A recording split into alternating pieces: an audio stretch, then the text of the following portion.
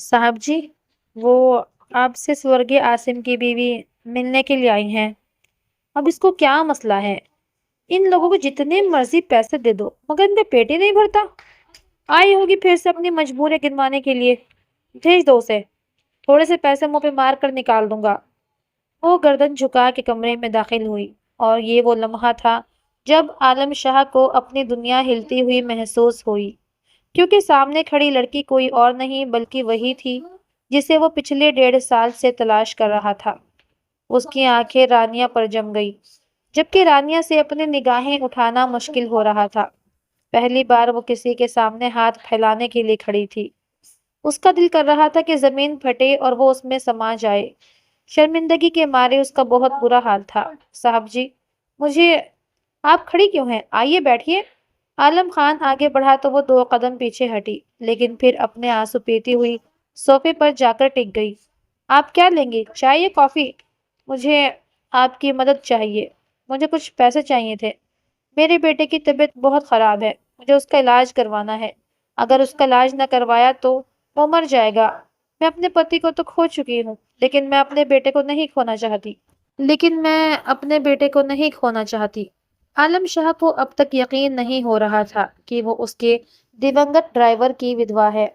उस लड़की की ऐसी हालत देखकर उसके दिल में गहरा अफसोस था, लेकिन अब जब वो उससे मिल चुकी थी तो वो उसे यूं ही अपने हाथों से जाने नहीं देना चाहता था। वो बिना कुछ कहे चुपचाप उसे देखता रहा, मानो उसके चेहरे की हर एक लकीर को अपनी यादों में बसा लेना चाहता हो। देखें सर, मुझे अर्जेंट पैसे चाहिए, उसने अपनी हथेलियां मसलते हुए कहा। 2 दिन पहले मैंने आपको पैसे भिजवाए थे। वो पैसे मुझे नहीं मिले। मेरा अपने ससुराल वालों के साथ कोई ताल्लुक नहीं है। वो लोग उसी दिन ही मुझे धक्के देकर अपने घर से बाहर निकाल चुके थे, जिस दिन आसिम की मौत हुई थी। उसके बाद मैं कई बार उनके पास मदद के लिए गई, लेकिन उन्होंने हमेशा धुतकार दिया। मैं आपके पास बड़ी मुश्किल से आई हूँ। अपनी इज्जत नफ्स पर पैर रखकर मैं आपसे मदद मांग रही हूँ। उसने एक चेक साइन करके सामने बैठी अपनी पसंदीदा औरत के हाथों में दे दिया, जिस पर वो अपनी सारी दौलत मिटाने के लिए भी तैयार था। उसे अपने सामने बैठा देखकर आलम शाह का दिल सुकून में आ गया था। आखिरकार वो लड़की उसे मिल ही गई थी। बाद में वो उसके घर उसके पापा की तबीयत पूछने के लिए भी गया था। अब उसके हर रोज रानिया के घर चक्कर लगने लगे थे। वो उसकी एक झलक देखने के लिए जाता था। कई बार वो उसके बच्चे को भी अपनी गोद में उठाता। इसका क्या नाम है? एक दिन उसने इकराम साहब से पूछा, तो वो सवालिया नजरों से अपनी बेटी की तरफ देखने लगे। क्या आपने अभी तक इसका नाम नहीं रखा? मैं तो इसे मेरा गुड्डा कह के पुकारता हूँ। मैं इसका नाम रख देता हूँ। आप में से किसी को कोई ऐतराज तो नहीं होगा ना? नहीं बेटा, हमें क्या ऐतराज हो सकता है। इसका नाम अब्बास है। बहुत ही प्यारा नाम था। उस दिन जब वो वहां से गया तो रानिया अपने पापा से शिकवा करने लगी। आप इसको यहाँ पर आने से क्यों नहीं रोकते?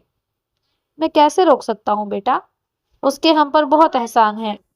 तो क्या वो रोज जताएगा? और अगर वो हमारी मदद कर भी रहा है तो ये एहसान नहीं है। मेरे शौहर ने उसके लिए अपनी जान दी है। थोड़ा बहुत तो वो कर ही सकता है। अगले दिन वो अपने मुद्दे पे आ गया। उसने इकराम साहब से कहा कि वो रानिया से निकाह करना चाहता है। रानिया ये सब कुछ सुन रही थी। वो हत्थे से ही उखड़ गई। मैंने आपसे थोड़ी सी मदद क्या मांग ली? आप तो ट्रैक से ही नीचे उतर गए। मैं आप जैसे लोगों को बहुत अच्छे तरीके से जानती हूँ, जो दूसरों की मजबूरी का फायदा उठाते हैं, मगर मैं आपको ये सब कुछ करने की इजाजत नहीं दूंगी। मैं आपसे निकाह नहीं करूंगी। अरे आपको तो शर्म करनी चाहिए।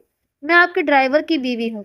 अपने स्वर्गीय ड्राइवर की बीवी पर गलत नजर रखकर बैठे हुए हैं आप। वो उसको जलील करती और दो टूक अंदाज में इनकार करती उसे घर से निकलने के लिए कह चुकी थी। ये बात आलम शाह की ईगो पर जाकर लगी थी। उसकी कोई भी गलत इंटेंशन नहीं थी। वो तो उस लड़की से सच्ची मोहब्बत करता था और उसको अपनी जिंदगी में शामिल करना चाहता था। लेकिन उस लड़की ने आलम शाह को धुतकार कर अपने लिए मुसीबत को आवाज दे दी थी।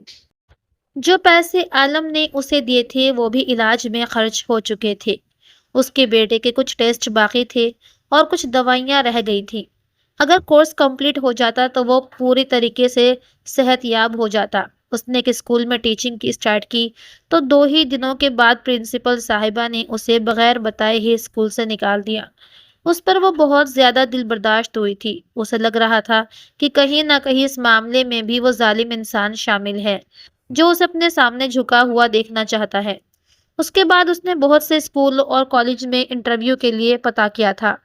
وہ کمپنیز میں بھی انٹرویوز دینے کے لیے جاتی تھی۔ جب وہ انٹرویو دے کر واپس آتی تو اسے پورا یقین ہوتا کہ اسے رکھ لیا جائے گا، مگر 2 ہی دنوں کے بعد اسے یہ کہہ کر نکال دیا جاتا کہ آپ ہماری ریکوائرمنٹ پر پورا نہیں اتر پا رہی ہیں، یا پھر اسے کال ہی نہیں آتی تھی۔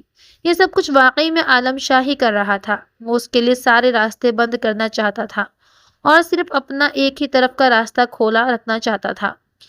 بیٹے کی بگڑتی ہوئی حالت، پاپا کی طبیعت خرابی اور اس انسان کی طرف سے ملنے والی دھمکیاں کہ وہ کسی جگہ بھی اس کو جاب کرنے نہیں دے گا، وہ جہاں کہیں بھی جائے گی اسے کام سے نکال دیا جائے گا۔ اس کے بیٹے کی جان اب اس کے اپنے ہاتھوں میں تھی۔ وہ مجبور ہو کر اس ظالم انسان کی حویلی پہنچ گئی۔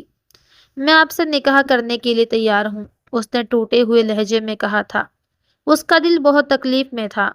عالم شاہ کے ماں باپ کا کچھ سال پہلے ہی ایک کار حادثے میں انتقال ہو گیا تھا۔ اس کے صرف ایک بڑی بہن تھی جو امریکہ میں سیٹل تھی۔ اس کی عالم کو ٹینشن نہیں تھی، وہ اسے بعد میں بھی بتا سکتا تھا۔ وہیں پر کھڑے کھڑے اس نے حماد کو آرڈر دیا کہ مولوی کو بلا کر لاؤ، میں نکاح اپنے گھر میں کرنا چاہتی ہوں، میرے پاپا کی موجودگی میں، وہاں سے رخصت ہونا چاہتی ہوں۔ ٹھیک ہے، میں تمہیں تمہارے گھر ڈراپ کر دیتا ہوں۔ نہیں، تم تھوڑی دیر کے بعد آنا، پہلے میں تمہارے ڈرائیور کے ساتھ جاؤں گی۔ وہ اس کی آنکھوں میں آنکھیں گاڑ کر 2 ٹوک انداز میں بولی تھی۔ حیرت انگیز طور پر عالم شاہ نے اس کی ساری باتیں خاموشی سے مان لی تھیں اور پھر سادگی سے ان دونوں کا نکاح ہو گیا۔ وہ ودا ہو کر عالم کے گھر آ گئی تھی۔ اس کے پاپا بھی اس کے ساتھ ہی آ گئے تھے، جن کا کمرہ نیچے والے فلور پر سیٹ کیا گیا تھا، اور ان کے دیکھ بھال کے لیے عالم شاہ نے کچھ گھنٹوں کے اندر ایک میل کیئر ٹیکر کو بھی ارینج کر دیا تھا۔ وہ اس سے جڑی ہر چیز کا خیال رکھنا چاہتا تھا۔ رانیہ کا بس نہیں چل رہا تھا کہ وہ اس کا منہ نوچ ڈالے، مگر وہ اپنے بیٹے کی وجہ سے زنجیروں میں جکڑی ہوئی تھی۔ رات کے وقت جب وہ اس کے قریب جانے لگا تو وہ اس کے سینے پر ہاتھ رکھ کر اسے خود سے دور کرتے ہوئے 2 ٹوک انداز میں بولی، میں چاہتی ہوں کہ پہلے میرے بیٹے کا علاج ہو اور پھر اس کے بعد ہم دونوں کے بیچ کسی بھی قسم کا کوئی تعلق قائم ہو۔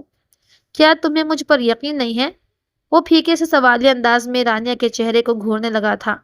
ہاں، مجھے تم پر یقین نہیں ہے، بلکہ مجھے دنیا کے کسی شخص پر یقین نہیں ہے۔ تو ٹھیک ہے، میں اس وقت تک تمہارے قریب نہیں آؤں گا جب تک میں تمہیں خود پر یقین کرنے پر مجبور نہیں کر دیتا۔ یہ کیا تھا؟ اس کے گالوں کو اپنی انگلیوں کے پوروں سے چھوتا وہ وہاں سے جا چکا تھا۔ وہ اس کو اسپیس اور ٹائم دینا چاہتا تھا، لیکن ان کی لمٹ بھی اب بڑھتی چلی جا رہی تھی۔ وہ لڑکی اب اس کے سر پر چڑھ کر ناچنے لگی تھی۔ اس لڑکی کی کئی شرطیں وہ پوری کر چکا تھا۔ وہ اس کے کمرے میں نہیں سوتا تھا اور نہ ہی اس کے قریب جاتا تھا، مگر ایک بات جو عالم کو غصہ دلاتی تھی وہ یہ تھی کہ محترمہ اسے خود کو چھونے کی بھی اجازت نہیں دیتی تھی۔ ایک رات رانیہ لان میں کھڑی تھی اور آسمان پر موجود پورے چاند کو دیکھ رہی تھی۔ اس کی آنکھوں میں اداسی پھیلی ہوئی تھی۔ عالم شاہ اس کے پہلو میں جا کر کھڑا ہوا۔ عالم نے اس کا ہاتھ پکڑنا چاہا تو رانیہ نے ایک جھٹکے سے اپنا ہاتھ چھڑوایا۔ اس کے وجود پر کپ کپی طاری ہو گئی تھی۔ اس کے ذہن میں اس وقت اپنے محبوب شوہر عاصم کا خیال تھا، جبکہ آنکھوں میں اس دشمن جان کا عکس تھا جو زبردستی ہی اس کی زندگی میں شامل ہو گیا تھا۔ عالم شاہ کو اس کا یہ انداز اچھا نہیں لگا تھا۔ اگلے ہی پل وہ اس کی کمر پر ہاتھ رکھ کے اسے خود سے قریب کر چکا تھا۔ آج تو یہ حرکت کی ہے، دوبارہ یہ حرکت مت کرنا ورنہ میں تمہاری جان لے لوں گا۔ چھوڑو مجھے، درد ہو رہا ہے۔ بدتمیز انسان، بدتمیزی تو ابھی تم نے دیکھی ہی نہیں ہے۔ اگر میں تمہیں اسپیس دے رہا ہوں اور ٹائم دے رہا ہوں تو اس کا مطلب یہ نہیں کہ تم میرے سر پر چڑھ کر ناچنا شروع کر دو۔ میں کہہ رہی ہوں مجھے چھوڑ دو، مجھے تم سے نفرت ہے، میں تمہارا چہرہ بھی نہیں دیکھنا چاہتی۔ میرا تم پہ تھوکنے کا من کرتا ہے۔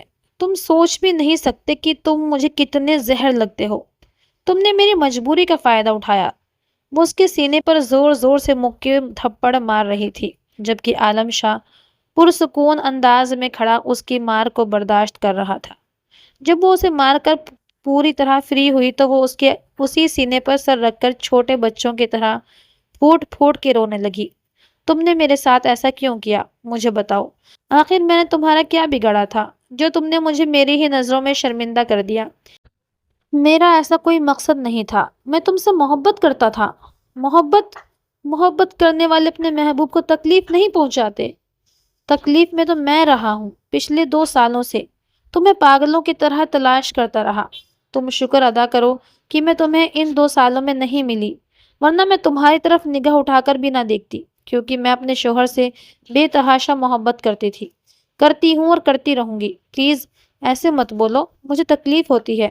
تم بے شک اس سے محبت کرتی رہو، لیکن یہ سب کچھ تم اپنے تک رکھو۔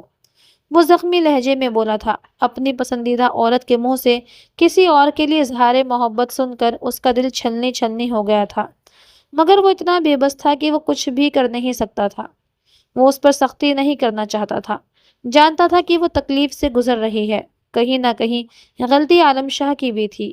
اس نے زور زبردستی کر کے رانیہ کو اپنی زندگی میں شامل کیا تھا۔ جیسے ہی عالم شاہ نے اس کو آزاد کیا، وہ بھاگتی ہوئی حویلی کے اندرونی حصے میں داخل ہو گئی۔ کمرے میں گئی تو نوکرانی نے اس کے بیٹے کو کندھے سے لگایا ہوا تھا۔ میڈم صاحبہ، آپ کے بیٹے کا نام کیا ہے؟ میرے بیٹے کا نام عباس ہے، یہ کہہ کر عالم شاہ اسے اپنی گود میں اٹھا چکا تھا اور اسے پیار کرنے لگا تھا۔ عباس نیند سے جاگ گیا تھا، مگر وہ رونے کے بجائے عالم کی ناک پکڑ کر کھیل رہا تھا۔ رانیہ اسے اپنی گود میں اٹھانا چاہتی تھی، مگر وہ برا سا منہ بنا کر رہ گئی تھی اور خاموشی سے وہ منظر دیکھنے لگی تھی جو اب اس کی آنکھوں میں کھٹک رہا تھا۔ اس کی عالم شاہ سے دشمنی تھی، پھر اس کا بیٹا کیسے عالم شاہ سے دوستی کر سکتا تھا؟ وہ اپنے پاپا کے پاس چلی گئی تاکہ ان سے عالم شاہ کی برائیاں کر سکے، مگر انہوں نے تو اس کی تعریف میں زمین آسمان کے ایک کر دیے تھے۔ عالم بہت ہی اچھا اور نیک بچہ ہے، میرا بہت خیال رکھتا ہے۔ وہ ایک سیاست دان ہونے کے باوجود بھی روز میرے ساتھ آدھا گھنٹہ گزارتا ہے۔ یہ کون سی بڑی بات ہے؟ آپ تو یوں کہہ رہے ہیں جیسے وہ اپنی زندگی کے 24 گھنٹے آپ کے نام کرتا ہو۔ تمہارے پاس تو اتنی فرصت بھی نہیں ہے کہ اپنے باپ کے پاس 5 منٹ کے لیے چلی آؤ۔ یہ سن کر اس کو دھچکا سا لگا تھا، اس کا ضمیر بھی اس کو جھنجھوڑنے لگا تھا۔ پاپا، ہاں میں جانتا ہوں کہ تم پریشان ہو، لیکن اپنی پریشانی میں اللہ کی طرف سے ملنے والی رحمت کو نہ کھو دینا۔ وہ انسان تمہاری زندگی میں آزمائش کا انعام بن کر آیا ہے، اس کو سنبھالو۔ میری زندگی میں وہی ایک آزمائش ہے، اگر وہ آزمائش ہوتا تو تمہارا دل سکون میں نہ ہوتا۔ میں سکون میں نہیں ہوں پاپا، میرا دماغ ہر وقت اتیت کے بارے میں ہی سوچتا رہتا ہے، میرا دماغ اتیت سے باہر ہی نہیں نکل پا رہا۔ تو یہ تمہارے دماغ کا مسئلہ ہے، تمہیں اپنے دماغ کو سنبھالنے کی ضرورت ہے۔ اس کے علاوہ تمہاری زندگی میں اور کوئی پریشانی نہیں ہے۔ تمہیں اپنے بیٹے کی ٹینشن تھی، دیکھو اس کا علاج ہو گیا ہے۔ اللہ تعالیٰ نے اسے ایک نئی زندگی دی ہے، تم میری وجہ سے پریشان رہتی تھی۔ اللہ کا شکر ہے مجھے عالم کے روپ میں ایک بیٹا مل گیا ہے۔ میں تمہارے لیے بھی بہت خوش ہوں کہ اسے تم جیسا شوہر ملا۔ وہ بالکل چپ ہو گئی تھی، اس کے پاس الفاظ ہی نہیں بچے تھے۔ شاید اس کے پاپا ٹھیک ہی تو کہہ رہے تھے۔ وہ کمرے میں گئی تو عباس اس کی گود میں ہی سو گیا تھا۔ اس نے عباس کو لینا چاہا تو اس نے اپنی بازو پیچھے کر لی۔ میرا بیٹا میرے پاس سو رہا ہے، اس کو سونے دو، اس کی نیند خراب مت کرو۔ ابھی تک اس کی طبیعت پوری طرح سے سنبھلی نہیں ہے، فکر مت کرو، میرے ساتھ رہ کر یہ بیمار نہیں ہوگا۔ اسے تم سے دور رہنے کی ضرورت ہے، ایسا نہ ہو تم بھی اسے اپنی طرح پریشانیوں میں الجھا دو۔ کیا آپ نے مجھے دماغی مریض سمجھ لیا ہے، یا پھر آپ کو میں ایک پاگل عورت نظر آتی ہوں جو بنا وجہ ہی بولتی رہتی ہوں؟ وہ حلق کے بل چیخی تھی۔ عباس کی آنکھ کھل گئی تھی اور وہ پھوٹ پھوٹ کے رونے لگا تھا۔ عالم شاہ نے اس کی بات کا جواب نہیں دیا، بلکہ عباس کو اپنے کندھے سے لگا کر کمرے سے باہر نکل گیا۔ وہ بس دروازے کو گھور کر رہ گئی تھی۔ ان کے جانے کے بعد وہ بیڈ پر بیٹھ گئی اور پھوٹ پھوٹ کے رونے لگی۔ پتہ نہیں پاپا کو کیا ہو گیا ہے، کیوں وہ اس انسان کے گن گانے لگے ہیں؟ کیا ان کو نظر نہیں آ رہا کہ اس نے مجھ سے زبردستی شادی کی ہے؟ اس کو پتا بھی تھا کہ میں اس کے ڈرائیور کی بیوہ ہوں، مگر پھر بھی اس نے میرے ساتھ زبردستی کی، مجھے دھمکیاں دی۔ میں کیسے اس شخص کے ساتھ تعلق قائم کر سکتی ہوں؟ یہ باقی لوگوں کو تو اپنے جھوٹے جال میں پھنسا سکتا ہے، لیکن مجھے نہیں۔ وہ اپنے آنسو بے دردی سے صاف کرتے ہوئے اٹھی تھی۔ رات کے وقت اچانک ہی سوتے ہوئے اس کی آنکھ کھل گئی۔ اس کا ہاتھ کسی مضبوط چیز سے جا کر ٹکرایا تھا۔ اس نے ہلکی سی آنکھ کھولی تو دیکھا وہ عالم شاہ کا سینہ تھا۔ اس کا چہرہ ایک دم ہی شرم کے مارے لال ہو گیا۔ جیسے ہی وہ وہاں سے اٹھنے لگی، عالم نے اس کے کمر پر ہاتھ رکھ کر اسے اپنے قریب کر لیا۔ یہیں پر ہی سوتی رہو، مجھے تمہاری خوشبو بہت اچھی لگ رہی ہے اور تمہاری موجودگی کا احساس سکون دے رہا ہے۔ وہ جھٹکا لگنے کی وجہ سے نیند سے اٹھ گیا تھا۔ مجھے عباس کے پاس جانا ہے، وہ چارپائی میں سو رہا ہے۔ فی الحال اسے نہیں، مجھے تمہاری ضرورت ہے۔ اس نے اپنا سر رانیہ کے کندھے پر رکھا تو وہ کسمسا کر رہ گئی تھی۔ وہ اس کی گرم سانسوں کی تپش اپنے کندھے پر اچھے طریقے سے محسوس کر سکتی تھی۔ اس کا دل سینے سے باہر نکلنے کو تیار تھا۔ وہ عالم شاہ کو جھٹکنا چاہتی تھی، مگر وہ منظر اس کی نظروں کے سامنے گھومنے لگا تھا جب وہ اس کے بیٹے کو اپنے ہاتھوں میں اٹھائے اسے صرف پیار کر رہا تھا۔ وہ اس کا بالکل ویسے ہی خیال رکھ رہا تھا جیسے اس کا سگا بیٹا ہو۔ شاید یہ سب کچھ اس لیے کر رہا ہو کہ اس نے مجھے اپنے جال میں پھنسانا ہے۔ مجھے اس کے چنگل میں پھنسنے کی ضرورت نہیں ہے۔ اگلے پل وہ اس کے ہاتھوں کو زور سے جھٹکتی وہاں سے نکل گئی تھی۔ نہ جانے اس جنگلی بلی کا کیا ہوگا اور نہ جانے میرا کیا بنے گا۔ کیسے میں اس کو یقین دلاؤں کہ میں اسے سچی محبت کرتا ہوں۔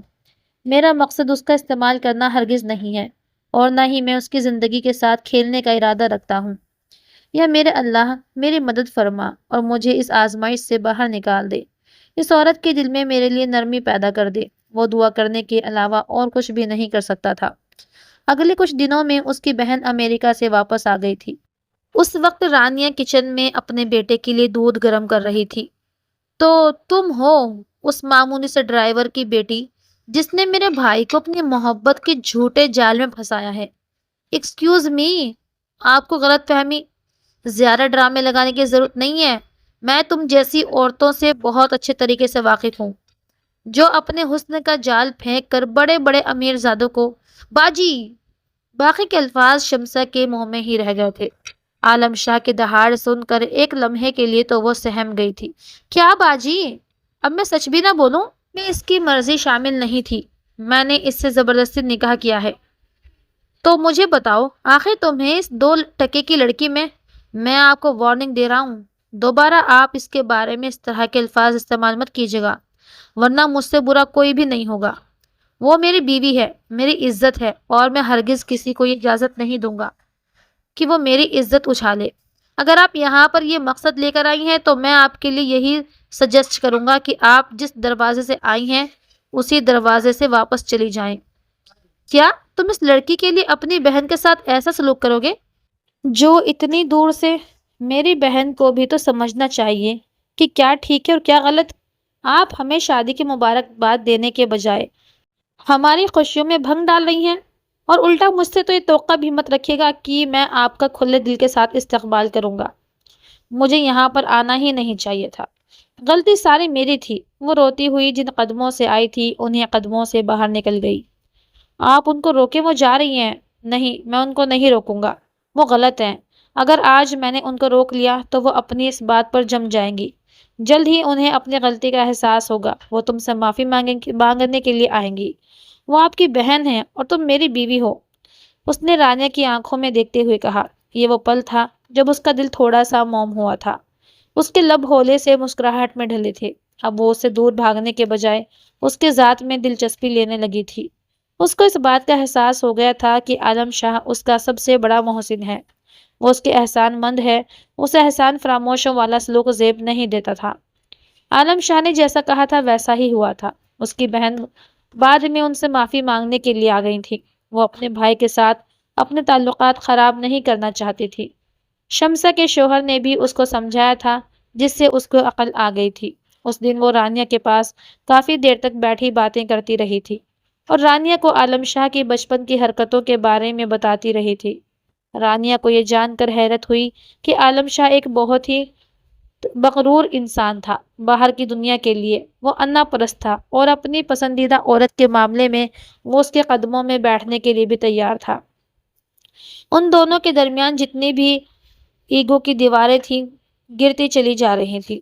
ایک دن جب وہ بالکنی میں کھڑا تھا تو وہ اس کے پہلو میں جا کر کھڑی ہو گئی۔ اس نے اپنا سر عالم شاہ کے کندھے پر رکھا تو وہ حیران رہ گیا۔ اسے یقین ہی نہیں آیا تھا، وہ اپنی جگہ پر اسٹل ہو گیا تھا۔ آپ سانس لے سکتے ہیں، آپ کو اجازت ہے، وہ یہ کہہ کر دل فریب انداز میں مسکرا دی تھی۔ کیا تم نے مجھے معاف کر دیا ہے؟ ہاں، میں آپ کو معاف کر چکی ہوں، بلکہ میں تو آپ سے معافی مانگتی ہوں، مجھے آپ کے ساتھ۔ عالم نے اس کے ہونٹوں پر انگلی رکھ دی۔ معافی مانگنے کی ذمہ داری ہمیشہ میری ہوگی۔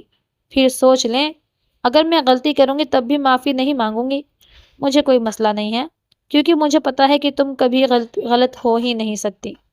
یہ کہہ کے اس نے اس کا سر اپنے سینے سے ٹکا دیا تو وہ سکون سے مسکرا دی۔ آج ان کی نئی زندگی کی شروعات ہونی تھی اور اس کے لیے اس نے اپنے آپ کو ہر طرح سے تیار کر لیا تھا۔ اتیت میں اسے جتنی بھی تکلیفیں ملی تھیں، آج اس نے انہیں آنسوؤں کے راستے بہا دیا تھا۔ ان یادوں کو بھی اس نے اپنے ذہن سے کھرچنے کی کوشش کی تھی۔ یہ کام تھوڑا سا مشکل تھا، لیکن وہ جانتی تھی کہ عالم شاہ اسے اتنی محبت دے گا کہ وہ بہت جلدی اتیت کی ہر شے کو بھول جائے گی۔ اسی کے ساتھ ساتھ آج کی کہانی کو الوداع کہتے ہیں اور ملتے ہیں کل ایک نئی کہانی کے ساتھ۔ تب تک کے لیے اپنا خیال رکھیے گا اور چینل کو ضرور ضرور ضرور سبسکرائب کیجیے گا۔